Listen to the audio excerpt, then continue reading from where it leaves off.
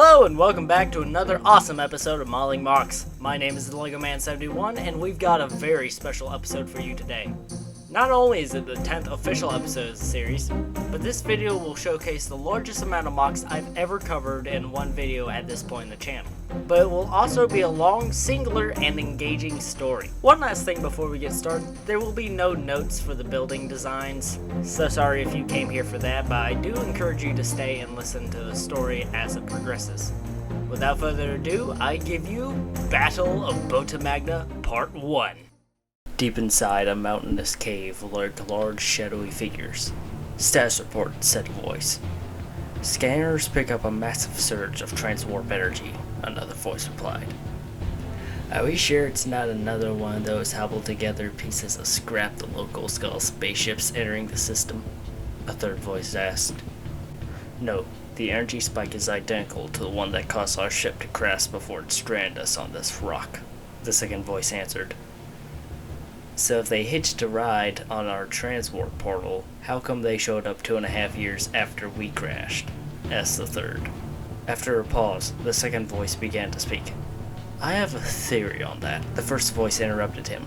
I'm sorry, old friend, but we don't have time for another one of your long-winded theories. Contact Scorch and tell him to scout out the site when it crashes. We'll be there soon to meet him. And if we're lucky, keep our war from spreading to this peaceful world.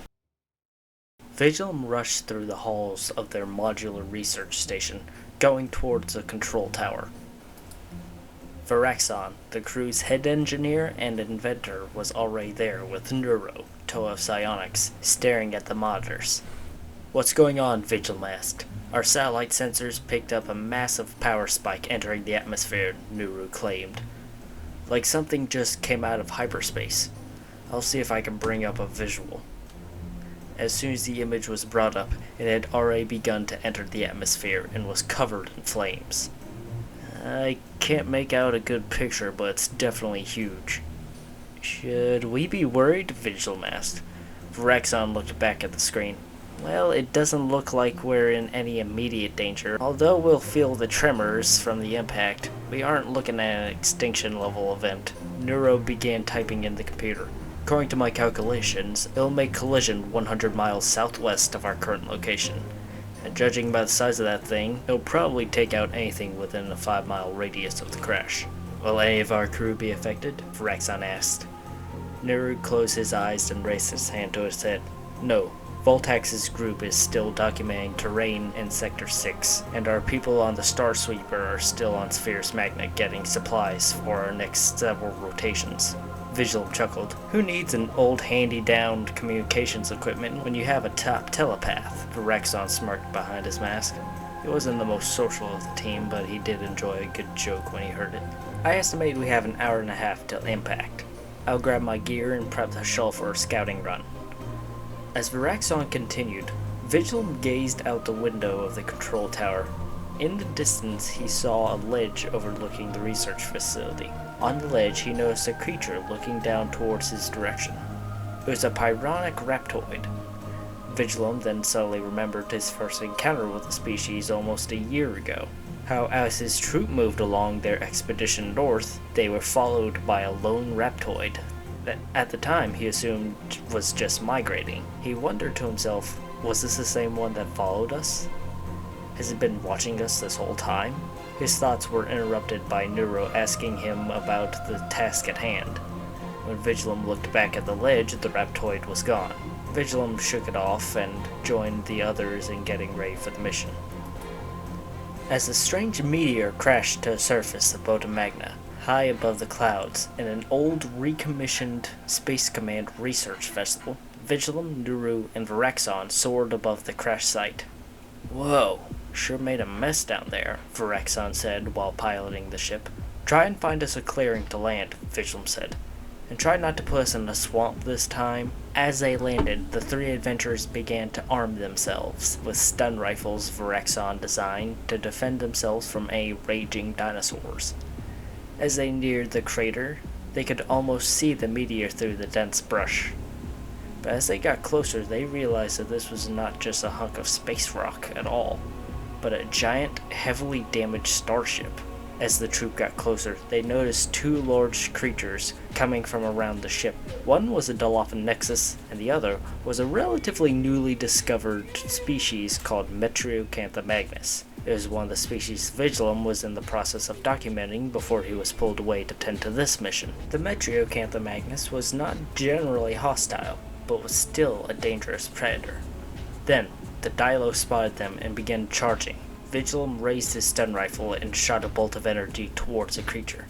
It hit, but the creature wasn't phased. Viglem fired again, and again, and again, and the creature kept charging. As it closed in, it leapt 10 feet in the air towards Viglem. Viglem ducked just in the nick of time and drew out his plasma blade, and was able to make a small gash in the creature's leg. It snarled in pain. As it growled, a more unnerving sound came from it. It shrieked, and in a rasping voice, it spoke. "Slag, that hurt! You're going to pay for that insect!" The three were shocked. No creature they had encountered before had the ability to speak. "Spit take, you incompetent fool! Acrocant's order were not to engage the natives yet." "Well, it's too late for that, Metro Cannon. These pathetic life forms have seen too much already." A low growl came from the dinosaur. As the muffled sounds of clanking and turning gears became louder, the beast changed into a large, humanoid robotic form. It drew a strange-looking blaster with 2 tanks and tubes feeding into its barrel. The robot fired a glowing green liquid. Viglem barely managed to move out of its way before the substance hit the ground. As it impacted, Viglem heard a sizzling sound and saw the liquid melting into the ground. When Viglem looked back towards the large robot, its blaster was barely a foot away from his face. "Let's see you dodge this acid blast!" Viglem closed his eyes as the blaster charged up.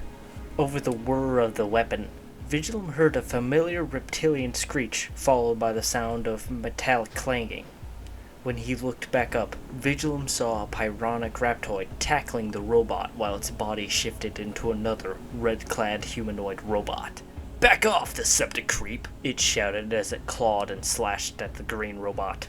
Finally, the Magnus changed into its true form as well. "That was a poor move, Autobot," it said as it knocked the red robot off the green. "Viglem, come on, we gotta get out of here!" Vraxon yelled. As they ran towards the ship, the first robot, now back in its Dilophosaurus form, pursued them through the jungle, spitting vile acid towards the fleeing crew.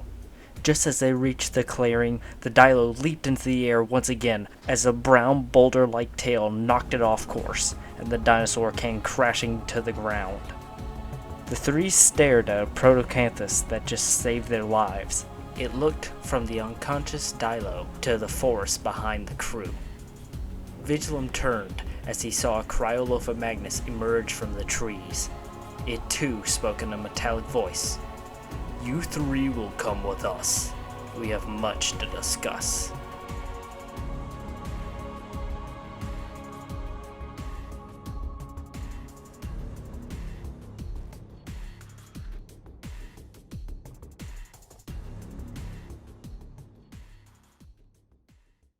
And that was Battle on Bota Magna Part 1. As always, thank you so much for watching. This video took way longer than expected on the grounds of writing, dealing with college, and getting settled into my first job. I'd like to thank all of you for your patience and support over the last couple of months. Special thanks to my good friend, _Yeet, for letting me include his self-mock Vraxon in this story, and to Blaze Bionicle for providing me the studio file. Make sure to like and comment down below what your favorite mock of this video was, and if you wanted to see a separate video with the notes on any of these mocks. And with all that said, I end the transmission now. Game over.